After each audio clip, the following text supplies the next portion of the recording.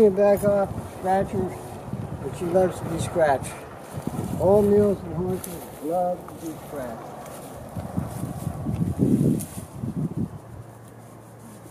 We're traveling now with one mule along the roads. We're not in the bush, and we're going from city to city along the roads.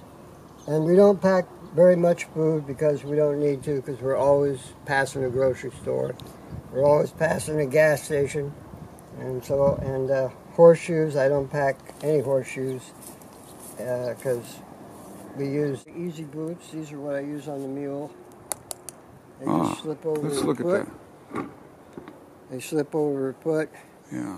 And then you wrap this around the pastern, and then you push the snap down. That tightens it up. It keeps it on her foot all day. It's a day shoe. Yeah. And then when the end of the day comes, you just undo it and pull it off. And these are very good on the street. They don't work very well in the bush.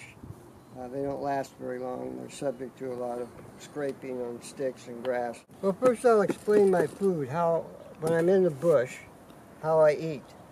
Because how you eat, how you decide to eat, is going to have a lot to do with the amount of weight you're carrying. And the amount of weight you're carrying is going to have everything to do with how well your meals do in the long term, how well they feel. You don't want to overburden them. They've got to be happy all day, every day. If they're not, you're not going to be. They're not going to let you. They're smart. And if they're not happy, they're going to make you unhappy. So there you go. I eat rice and beans, various varieties of dried beans, and oatmeal. I eat a lot of oatmeal. I'll eat 15 to 20 pounds of oatmeal a month when I'm in the bush. And I pack, the canned goods I pack are green beans. Canned green beans. I pack, if I'm going to be out a month, I'll pack 15 cans. And I'll split a can. I can get two meals out of one can, so that's 30 days. 15 cans will be a 30-day supply of a vegetable. And then I'll pack 15 to 20 pounds of oats, 20 pounds of rice, and I used to dry carrots out. That's a great vegetable. It holds its flavor. It keeps all its flavor. After it's dried out, it stays very good. And I think I take 40 pounds of carrots, dry them out, and I could reduce them to around 4 pounds dried. And once they're dried, they'll keep forever. It was a very simple diet. It worked very well. I'd eat it all summer long and all year long, really. So it would be oats, rice, dried beans, dried carrots, canned green beans, a little bottle of oil, olive oil, salt, pepper, maybe some other kind of seasonings, maybe some onions, and potatoes. I'd eat potatoes, and that was it. And that worked from one day to the next. This is your kitchen over here, basically, yeah. Right? 4-quart pressure cooker. It's stainless steel. It's not aluminum. You can get aluminum pressure cookers, but if you want to eat out of aluminum every day, I wouldn't advise it. At least I don't do it. And that's why I use stainless steel, because I don't want to eat out of aluminum. And then this is my Coleman stove. I've been using these stoves for 40 years. They haven't changed much. Now, you were using that backpacking, probably. Yeah. They haven't changed much. And they're very practical, very simple to use, and very safe. I've never had any kind of a safety problem with them. And they'll run on white gas, camp fuel gas, or car gas, either one. Okay, there's a little cooking pot. Got that. It's been used. Yeah. And so that takes care of the cooking. And this is my canteen. I prefer to use stainless steel instead of plastic. So that's your day's worth of water?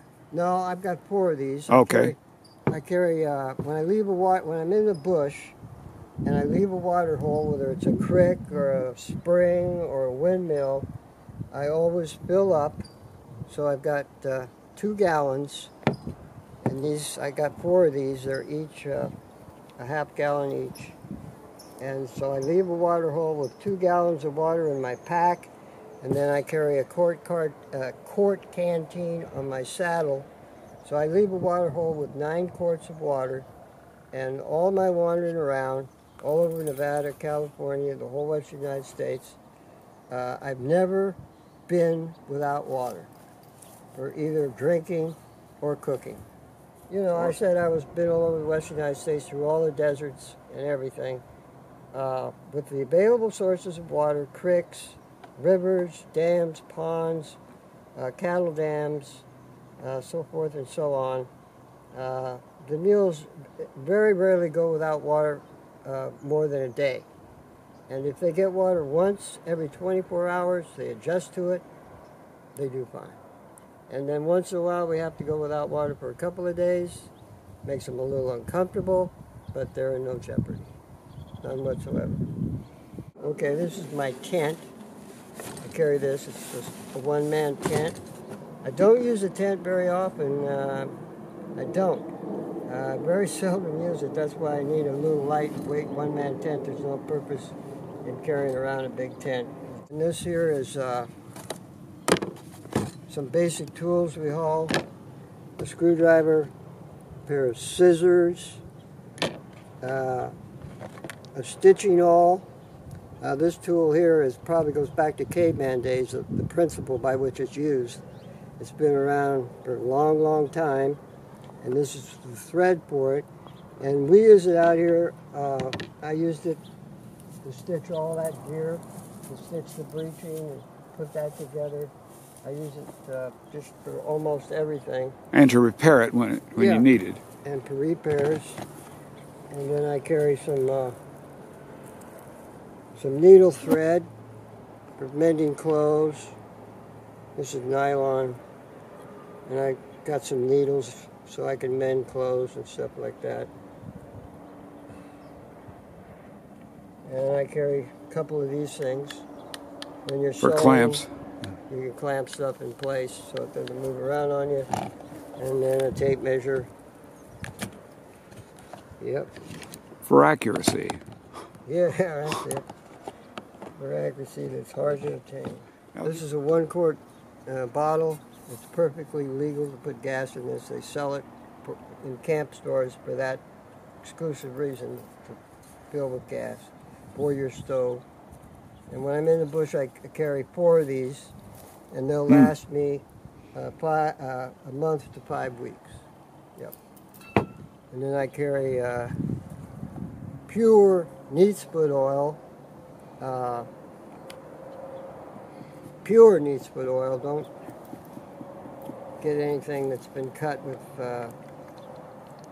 chemicals or whatever, because it doesn't stick in the leather. It just evaporates. This stuff here will stay in the leather for months, if not years, and it's great. And then the wire cutters. We don't cut fence. That's not something we do. We get us in way too much trouble cutting fence. We would take fences down, barbed wire fences. We'll take the clips off the stakes, get the top wire loose and pull it down, tie it down, so you got a V, and when we have to, we can jump over them and then put them back up. And then here's my dustpan. Got to clean up after the animal. Yep, this is what I use to clean up. Don't buy, well, if you're like me, don't buy an expensive dustpan, because you'll lose it as soon as you get it. You set it down, get distracted, and then off you go, and by the time you realize it's not with you, it's not worth going back to get. And this here's my raincoat. I gotta have one of those. When it does rain, I can keep myself comfortable and dry. How much to cover just the top of you? Yeah, just like a regular jacket. Yeah, okay. About this far. And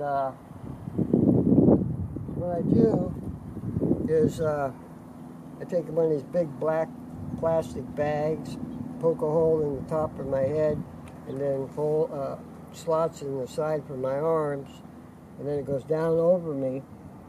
I get all my clothes on. I get on my t-shirt, my sweatshirt, and I look sort of like this. And then I put the plastic bag over the top of me, and then I put and then I put on this raincoat Over that. over all of it. So the rain, and it's hooded, so you know, the rain comes down, runs down, and never gets me wet, and I can stay dry and warm. You know, it can rain all day long, and we can just go along and enjoy the rain. Just spare parts, buckles and snaps. It's like your string drawer. It's like everything else that you don't know where it is, it's there. And this is full of what they call copper tocks. It's what, when they get on their feet, they get hoof rot. It's a fungus. It's called, what is it called? Thrush. It's worse in the wintertime, but you apply this to the area and it kills it. And so this is necessary to have this with you because thrush is very common and you always have to deal with it. Well, what other medicines are there for the mule? Well, this here is an ointment I use. This is real good. You can use it on yourself too. It's for the skin. For the skin, yeah. For sores. Okay. Cuts. What's this right here? This here is picket line. This is what I put them on at night when I go to sleep. I have to put them on a picket line so they don't get themselves in trouble. And how much lead is that? About 12? Probably about 40 feet. Oh, 40, huh? Well, let's see. Yeah. So what you do is you get this rope. This is 3/8 poly rope, 3/8 thick diameter, and then you string it through this plastic hose. Right. And then